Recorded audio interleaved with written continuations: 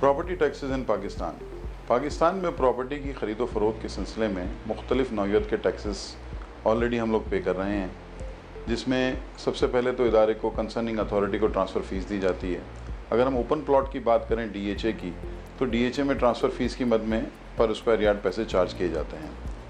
2007 से DHA में एक नया टैक्स लगाया गया जो कि CVT कैपिटल वैल्यू टैक्स, जो कि प्रोविजनल गवर्नमेंट ने लगाया, और वो 2% से लेकर 2.5% तक उसकी डिस्क्राइब वैल्यू पे दिया जाता था। वो वैल्यूज़ हम फॉलो करते थे सिंध गवर्नमेंट की। और वैसे तो प्रॉपर्टी के ऊपर जो भी टैक्सेस होते हैं वो प्रोविजनल बेसिस पे ही लिए जाते हैं उसकी ख़रीदो फरोख्त के सिलसिले में। ओपन प्लॉट DHA फेज़ 8 में जब भी बेचे जाते थे या ख़रीदे जाते थे, उसमें सिर्फ़ और सिर्फ DHA को ट्रांसफ़र फ़ीस दी जाती थी और उसकी ऑफिशियल वैल्यू कोई भी डिक्लेयर ही नहीं की जाती थी। दूसरे इलाकों में जहाँ सेल डीड वगैरह होती हैं या कंस्ट्रक्टेड प्रॉपर्टी की सेल डीड की जाती है, वहाँ ट्रांसफ़र करवाने के लिए स्टैम्प ड्यूटी, रजिस्ट्रेशन फ़ीस और फिर CVT वगैरह भी दी जाती थी। जब से CVT लगी तो DHA में एक आप प्लॉट बेचते वक्त आपको सिंध गवर्नमेंट को टैक्स देने की इब्तिदा हुई। वो 2% से 2.5% तय किया गया था। इसके बाद आने वाले वक्तों में सन 2013 में कैपिटल गेन टैक्स FBR ने लागू किया। जैसे कि मैंने पहले जिक्र किया कि प्रॉपर्टी की ख़रीदो फरोख्त में हर किस्म का टैक्स जो है सूबाई हुकूमतें लेने के मजाज हैं, लेकिन FBR फेडरल गवर्नमेंट ने पहली दफ़ा 2013 में गेन टैक्स की मद में एक टैक्स लागू किया, जो कि विदिन 2 ईयर्स अगर आप बेचते हैं तो आपको 5% और विदिन 1 ईयर्स बेचते हैं तो 10% की मद में देना होगा। अब ये 5% और 10% इस तरह दिया गया कि आपने 1 साल और 2 साल के अंदर अगर प्रॉपर्टी ख़रीदी और बेची तो आपको टैक्स लागू होगा। इसमें फाइलर और नॉन फाइलर के लिए भी तफरीक की गई। जो कि ऑलरेडी टैक्स पेयर हैं उनको आपने कहा कि 0.5% देंगे आप at the time of transaction, और जो नॉन टैक्स पेयर हैं उनको 1% देंगे। अब ये वैल्यूज़ जो होगी उसका 1% और 0.5% ये इन्होंने with holding tax at source ले लिया at the time of transaction. और जब आप रिटर्न फाइल करेंगे तो बकाया आपके उसका जो गेन आप दिखाएंगे, उस गेन पे जो टैक्स लागू होगा उसमें से वो जो 0.5% या 1% की मद में दिया गया होगा वो एडजस्टेबल होगा। इसके बाद 2015 के बजट में एक और टैक्स लगा दिया गया जिसको एडवांस टैक्स बायर भी देगा, क्योंकि गेन टैक्स सेलर देता था और उसमें एडवांस टैक्स की मद में वो 0.5 और 1% देता था। इसके बाद जो है सेलर के लिए तो गेन टैक्स की मद में था और बायर के लिए एक एडवांस टैक्स लगाया गया, और वो उन्होंने लगाया 1% और 2% फाइलर और नॉन फाइलर के लिए। अच्छा, टैक्सेस में समझने की बात यह है कि जो गेन टैक्स जब से लगा है और इसको हम वर्ड यूज़ करते हैं एडवांस टैक्स का, इसमें अब तक लोग बहुत ज़्यादा कंफ्यूज हैं।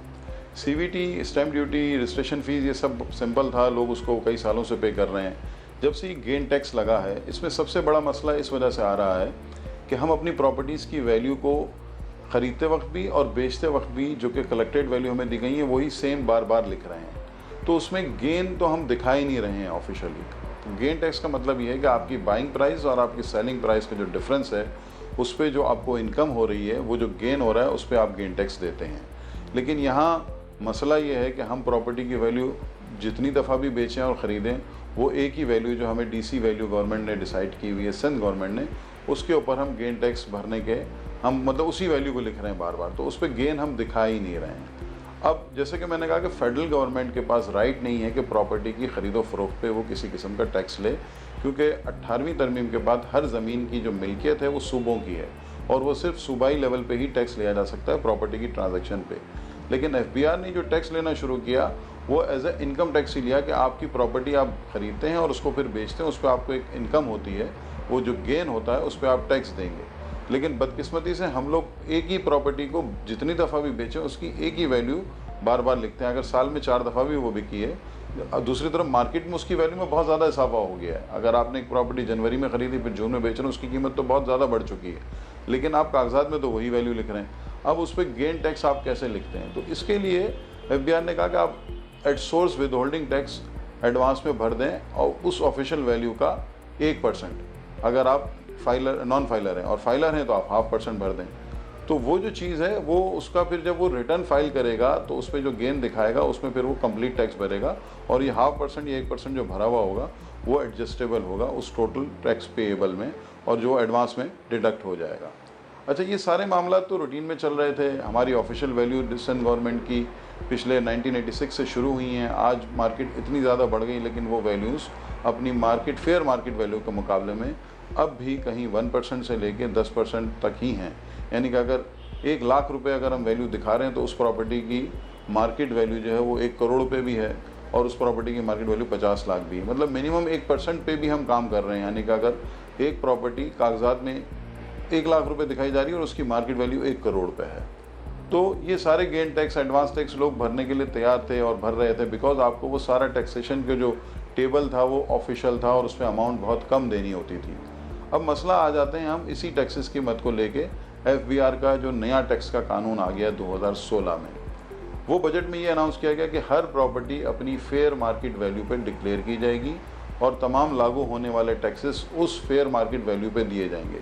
ये न्यूज़ मार्केट में आते ही एक अजीब हलचल सी मच गई, क्योंकि हम अपनी प्रॉपर्टी की वैल्यू को 1% से लेके 10% और बहुत मैच्योर इलाके में अगर कहीं है भी तो 25% ज़्यादा तो शो कर ही नहीं रहे हैं। अगर 1 करोड़ की प्रॉपर्टी है तो उसकी मैक्सिमम डिक्लेयर की जाने वाली वैल्यू 25 लाख ही है। और डिफेंस के कुछ इलाके ऐसे हैं जो वक्त के साथ बहुत डेवलप हो गए, तो उनकी ऑफिशियल वैल्यू तो उस हिसाब से बढ़ी नहीं, तो उसमें मैंने जैसे कहा कि 1% भी है, यानी कि उसकी कागजात की वैल्यू 1 लाख रुपये भी है। तो वो 1 लाख रुपये पर आप टैक्स भरते थे, आपको बहुत मतलब कोई इतना प्रॉब्लमेटिक सिचुएशन नहीं थी। लेकिन जब ये न्यूज़ आ गई कि FBR ने कहा कि तमाम प्रॉपर्टी अपनी मार्केट वैल्यू पे लिखी जाएंगी, फेयर मार्केट वैल्यू पे, वहाँ एक हलचल सी मच गई। 28 जून को इसके ऊपर बिल्कुल एक मार्केट में बहुत ज़्यादा हलचल हो गई और लोगों ने काम को बिल्कुल बुरे तरीके से रोक दिया और कोई प्रॉपर्टी ख़रीदने के लिए तैयार ही नज़र नहीं आ रहा था। इसकी मिसाल यूँ समझें कि मार्केट में जितने आउटस्टैंडिंग ट्रांजैक्शंस हुई थी, लोगों ने बयाने दिए हुए थे और उनको 15 दिन या 1 महीने बाद या 20 दिन बाद पेमेंट्स करनी थी। उन्होंने कहा कि हम इस प्रॉपर्टी को अब नहीं उठाएंगे, हम इसकी पेमेंट नहीं करेंगे, क्योंकि ये तो हमें बहुत ज़्यादा टैक्सेस देने होंगे। टैक्सेस के अलावा एक और मसला ये कि हमारे यहाँ जैसे कि हम कहते हैं कि रियल इस्टेट में 98% ब्लैक इकोनॉमी रोटेट हो रही है। वही वाली बात आ गई कि अगर 100 रुपये की चीज़ है, आप 2 रुपये कागजात में लिख रहे हैं, तो 98 रुपये तो ब्लैक मनी है, काला पैसा है, काला धन है। तो उसको अगर आज आपसे कहा जाएगा कि जी आप 100 रुपये ही लिखें, तो आपके पास तो वाइट पैसा ही नहीं है, तो आप उसको ख़रीदेंगे कैसे? तो उस चीज़ से घबरा के कई लोगों ने कहा कि हम पेमेंट ही नहीं करेंगे और मार्केट में एक ज़बरदस्त किस्म का पैनिक हो गया और सेलर घबरा गए कि जी अब हमें पेमेंट नहीं होगी। और अच्छा, इस सूरत में कुछ बायर के साथ साथ सेलर ने भी कहा कि हमें नहीं बेचनी, क्योंकि हमें जब ये पैसा वाइट मिलेगा तो हम उसको दिखाएंगे कैसे। अच्छा, FBR का जो वर्डिंग थी वो ये थी कि फेयर मार्केट वैल्यू पे असेस की जाएंगी तमाम प्रॉपर्टीज़ और उसके लिए स्टेट बैंक के मातहत एक कमेटी बनेगी, वैल्यूएशन कंपनियाँ उसके मेंबर होंगी और वो 30 कंपनियां होंगी जो कि उस कमेटी के मेंबर होंगी और वो फेयर मार्केट वैल्यू असेस करेंगे किसी भी प्रॉपर्टी की और उस पर फिर वो रजिस्ट्री होगी, उस पर डॉक्यूमेंटेशन होगी।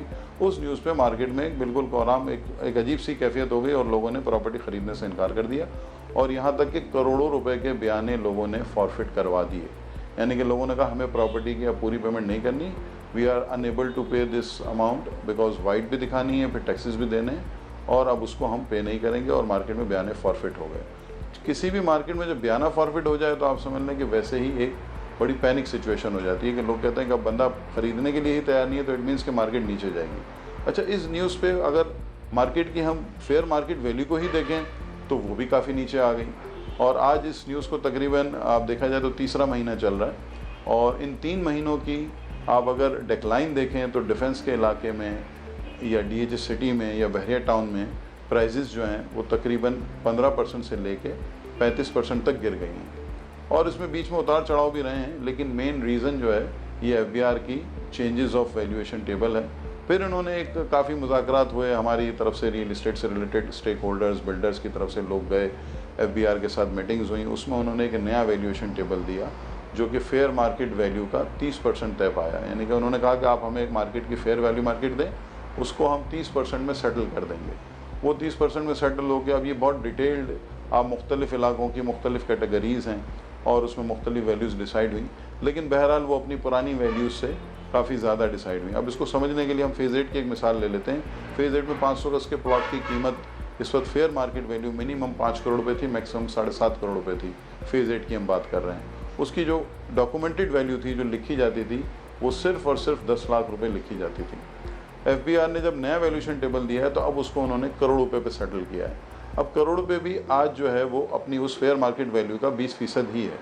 अब उसमें उन्होंने कहा कि आप फेयर मार्केट वैल्यू लाएं, फेयर मार्केट वैल्यू 2.5-3 करोड़ रुपये बताई गई, उसका फिर 30% तय हुआ तो करोड़ रुपये पे तय हो गया, 20,000 रुपये गज फेज रेट को तय कर दिया गया।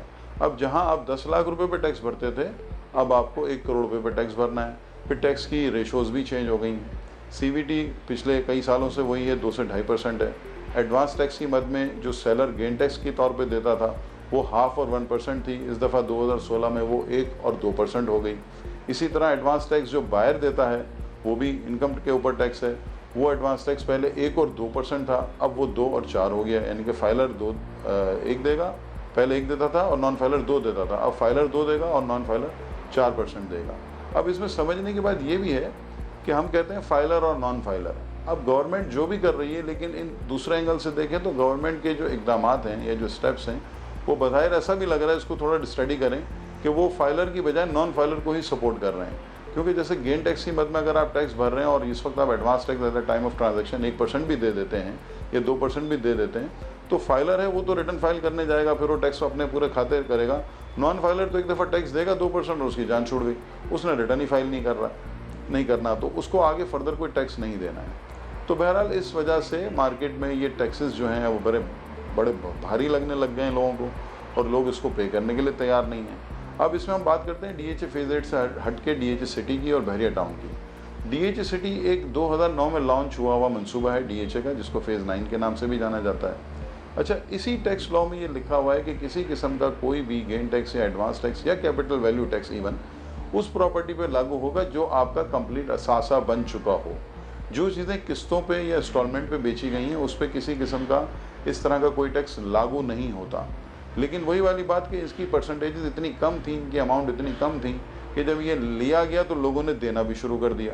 अब DHA सिटी में पर स्क्वायर यार्ड हम CVT भरते हैं, फेज 8 में हम उसकी वैल्यू पे भरते हैं। अगर वैल्यू पे भर रहे हैं तो हम उसको और ही कम भर रहे हैं क्योंकि वैल्यू कम लिखी जा रही है। पर स्क्वायर यार्ड भी खैर वो इतनी बड़ी अमाउंट नहीं थी, तो लोगों ने उसको भरना शुरू कर दिया। हालांकि कानूनी तौर पर उसको समझा जाए, देखा जाए तो जब तक उसकी मुकम्मल पेमेंट नहीं हो जाती उस पर इस तरह के कोई टैक्स लागू नहीं होता, लेकिन हम भरते चले जा रहे थे। अब आज अगर वैल्यूज़ चेंज हुई हैं तो लोगों को उस पर खौफ आ गया कि यार अब क्या होगा, हम वाइट पैसे कैसे दिखाएंगे, इतना टैक्स हम कैसे भरेंगे।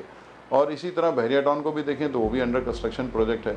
अच्छा, बहरिया टाउन पे अब तक आज की मैं बात करूं, अगर अगस्त तक भी कोई टैक्स इस तरह का लागू नहीं है। जिस तरह मैंने कहा कि 2007 से पहले DHA में ट्रेड होती थी तो DHA में सिर्फ आप DHA को ट्रांसफ़र फीस देते थे, तो बहरिया अभी उसी फॉर्मेट पे चल रहा है और बायर को सिर्फ और सिर्फ ट्रांसफ़र फीस देनी है। सेलर को किसी किस्म का कोई टैक्स नहीं है क्योंकि वो अभी अंडर डेवलपमेंट प्रोजेक्ट है, उसका पोजीशन नहीं मिला, तो लोग सिर्फ बहरिया को ट्रांसफ़र फीस की मद में पैसे दे देते हैं। वो उनका अपना एक फॉर्मेट है, वो वैल्यूज़ का कोई 0.5% से लेकर 1% अपने तौर पे चार्ज कर रहे हैं।